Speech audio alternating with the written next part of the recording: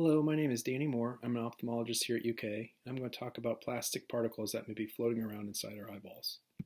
This preliminary research has two funding sources, including a UK CARES pilot grant, so thank you very much.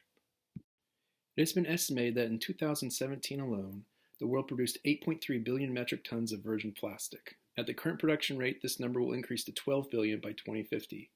Over 10 million tons of plastic enter our oceans each year, an estimated 11% of all plastic waste, and microscopic plastic particles called microplastics are now so ubiquitous they're considered part of the ocean floor.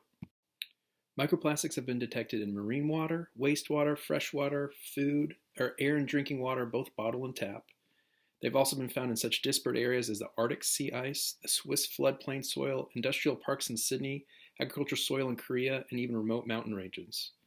Humans are exposed to microplastics via consumption of contaminated marine and land animals, other food and industrial products such as toothpaste, beverages, honey, salt, sugar, oral exposure from our drinking water and plastic bottles, as well as inhalation from textiles, synthetic rubber, and other sources. As a result of all this, it has been estimated that the average human may be ingesting up to 5 grams of plastic every week through their eating and drinking sources. Yet despite all this, and perhaps surprisingly, the presence of micro and nanoplastics in the human body has not really been determined.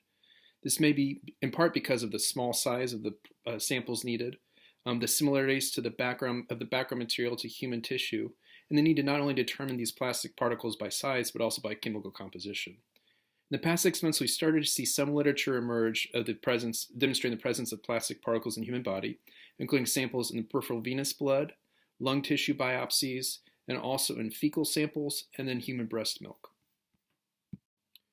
We hypothesize that nanoplastics are detectable in human tissue, specifically the aqueous fluid of the eye. Aqueous fluid is uniquely and ideally suited for this endeavor because it's transparent and acellular, the tissue provides the least complicated sampling matrix, and because it is the most immune-privileged tissue in the body, it is more difficult for non-native, endogenous, and exogenous substances to enter this space. In other words, if nanoplastics are identified in aqueous, then they logically should be located in all tissues in the human body. We've taken aqueous samples for consecutive patients undergoing cataract surgery. Utilizing scanning electron microscopy, we've identified particles of roughly 1 micrometer in size or less in samples collected.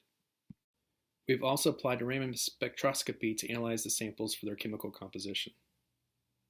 And we compared the spectra of our samples with that of published plastic nanoparticles found in fecal matter, as well as plastic polymer polyethylene terephthalate (PET) control samples, and found similar signatures in all 3 groups.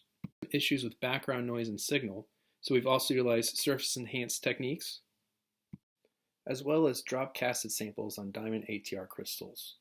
We're finding similar results with all these technologies and are trying to finalize the best methodology for publication. Lastly, we have sent our samples out for photo-induced IR measurements. With these data, we'll then proceed with publication and try to obtain more sustainable funding. Thank you very much.